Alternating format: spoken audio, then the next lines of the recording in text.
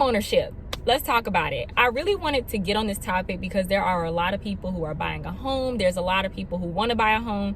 And I'm going to tell you the honest truth about being a homeowner after going on 2 years now of being a homeowner. Before we get into it though, I did want to give a disclaimer that I do think that home ownership could be a great thing if you know how to leverage it correctly. I think that home ownership has its benefits, but I do feel that home ownership is glamorized, and just like a lot of things, when it's glamorized, you go into it and you don't really like it, or you have issues, you think that you're doing something wrong, and that's not true. It's just they don't talk about those parts. Okay, so we're going to talk about just some of the things I have learned about being a homeowner. In the comments, let me know what are some of the pros or cons of being a homeowner. Also, make sure that you give this video a thumbs up, and let's get started. I'm not going to make this all negative. There are some good things about home ownership, but I'm going to talk a little bit about things I didn't really think about. The one thing I will say that I did right was getting a home with no HOA. That's kind of hard to find because you would have to get an older home. But I am so glad I don't have to deal with HOA. I was watching a video from one of my favorite YouTubers. I'll leave her channel down below. But she was talking about some of the things she went through with HOA. I am just something in my gut. Whenever we found a home with HOA or they said they had HOA, I totally avoided it because HOA can be complicated. And I just did not want to deal with them. I'm actually glad looking back that I didn't get a super new home with HOA. So sorry for the cars driving past. I'm picking up my son, but I really wanted to record today.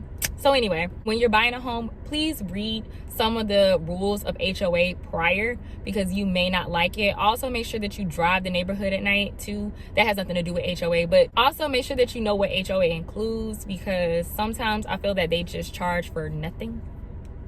Check all those things out before you decide to get a place with HOA. Something I did right was taking my time with decorating, and I recommend staying in the house 6 to 9 months before doing any major decorating because you really are gonna have to get to know your house. It took me a year to decorate, and the only reason is because I changed my mind so much. You really wanna build that relationship with your house first before you just go ham on decorating. And if you are gonna decorate, I say decorate one room at a time. Do not feel pressured to buy a whole bunch of stuff at one time just so you can have the house finished. Take your time. Take your time. I see a lot of people do that where they buy a home and it's like, oh, I have to decorate every room. You don't. Also realize how much your bills will go up. You are no longer in an apartment. So I never had a gas bill until I got my house, and that was kind of different. Also thinking about the expenses of now having to get my grass cut. I forgot that part. And I was so big on, oh, I need a yard. I gotta have a yard. Boy, oh boy. Yeah, paying to get your grass cut is annoying. You are going to use more electricity. I now have a water bill. I didn't have a water bill at my last apartment. So think about those things when you are looking at a home. Your payments may be affordable, but you also have to add on those bills plus your grocery bill, etc. Yeah, I didn't do that. And it did catch me off guard a little bit. Not saying that I did anything wrong, but I just feel like I underestimated how much a home requires. When it comes to saving for a home, a lot of us just think about the down payment, closing costs, and maybe a little bit for if something happens. But you need to think about, you know, the bills increasing, going from like a 2-bedroom apartment to now a 3-bedroom house with a basement. Extermination, I gotta do that. When it comes to any repairs, I gotta do that. Make sure you have a good cushion. Something else I would recommend, or some lessons I learned, is try to do things DIY. I don't know if y'all know who Glamorous Wallflower is, but you need to watch her content because she does a lot of DIY projects and she's literally the bomb. If you're watching this, hey girl. I did save a lot of money watching her content. She did her own floors, so I did my own floors, and yeah, she's really the bomb. She's really the bomb. So try to see if you could DIY some stuff so you can save some money. I decided I'm gonna start cutting my own grass, y'all. Not this year, 2025. I forgot to mention another YouTuber I like for DIY projects is Young Lady Business. I'm gonna leave all their channels down below so y'all can watch them and check them out. Also too, when it comes to home warranties and homeowners insurance, get a quote for homeowners insurance because the one they give you, you may be able to find a cheaper price.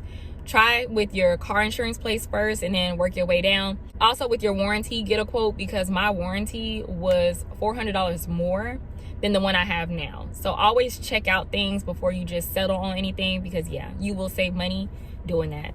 All right, next thing, when it comes to taxes, I would say talk to a professional. Your taxes are going to get a little bit more complicated than they were. So before, you didn't have to really think about it, but now with your home, it does get a little bit more difficult. You're calculating a lot more. So I would recommend talking to a tax professional when it comes to your home, especially if you're using any part of your home for business, because you can get that tax write-off. Don't forget, you can get your tax write-offs and stuff. Yeah, I highly recommend doing that. There's a lot of people I know personally who they do their own taxes and they didn't know about, if you have a room that you use for business, you can write that room off. Things like that, really do your research. Number 6, I would say this goes into caring about what other people think, but do not feel pressured to buy a brand new home. I already talked about the benefits of buying an older home. Or even don't worry so much about getting your forever home. Let's talk about that right quick.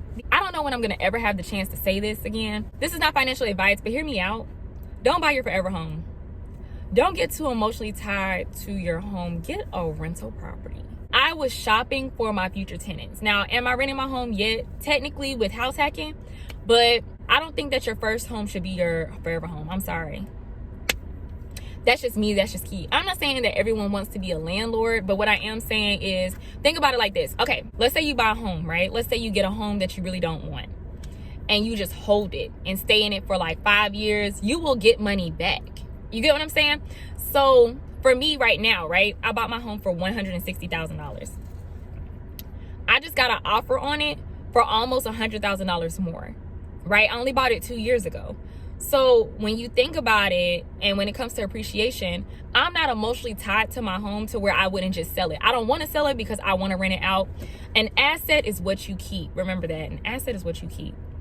We need to talk about that more. In society, with the social media age, when you see people buying brand new houses with the refrigerator that plays music and you can watch Netflix on it, which, why would I ever need to do that? Why would I ever need to watch Netflix on my refrigerator?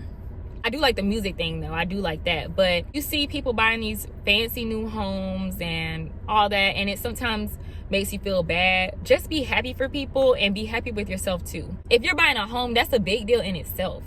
Especially if you're buying a home right now. It's crazy right now. So be grateful for whatever you get. Don't feel bad or don't feel that, oh, it's not as good as or as new as. Speaking of offers that I got on my home, get ready for that too. There's going to be a lot of people calling you, making offers on your home, and you have to decide what your retirement method is now. Okay. For me, my house is my retirement method, or one of them. This is my way to generational wealth for Kason. So this is his house. Do you want to buy a home and dip into the equity every couple of years, which is my route? Then, maybe rent it out, make the income that way. And it's going to pay you for the rest of your life and your kids' life if they hold the home. Or you have to decide, do you want to be that person that buys a house, keeps it for a couple of years, and then boom, sell it? Either way is good. Someone commented on my video recently and said that they wish they would have never sold the home that they bought at 24 because it would have been paid off next year. And that's why I'm saying, like, make sure you know how you want to invest your money. Another lesson I learned is that your mortgage can go up, and it will go up. Taxes. I was always told that, oh, well, if you own your home, then you don't have to worry about the rent increasing. That's true, because you have to worry about your mortgage increasing. It doesn't increase by as much as like a rent would, but still it does go up. Now, when there's a battle between renting and owning, to be completely honest, I would prefer to rent. I don't really like the responsibilities of having a home. I do want rental properties though. That's why I say I would never sell this house, and I will buy another one. I do plan on buying other homes soon. I would like to buy my childhood home. So I do plan on owning property, but I would much rather rent and have my properties paying for wherever I'm renting. All in all, homeownership is not a bad thing, but nor is renting. I feel that we push home ownership a lot because it just sounds like the better option. I don't think that home ownership is necessarily the way to wealth. I think that property acquisition altogether is the way to wealth. You get what I'm saying? Having and owning a property is what leads to wealth, not necessarily the home you live in. I think that home ownership overall has been pretty good to me. I haven't had any major issues with my home. If anything, I learned the valuable lesson that in order for your home to be an asset, you have to make it one. It's not automatically an asset just because you own a home. You have to figure out a way to leverage either the equity or the home itself. So I hope you all enjoyed this video. If you did, please be sure to give it a thumbs up. Also, make sure that you follow me on Instagram at @the_upgrade_Kiki. And I will see you all in the next video.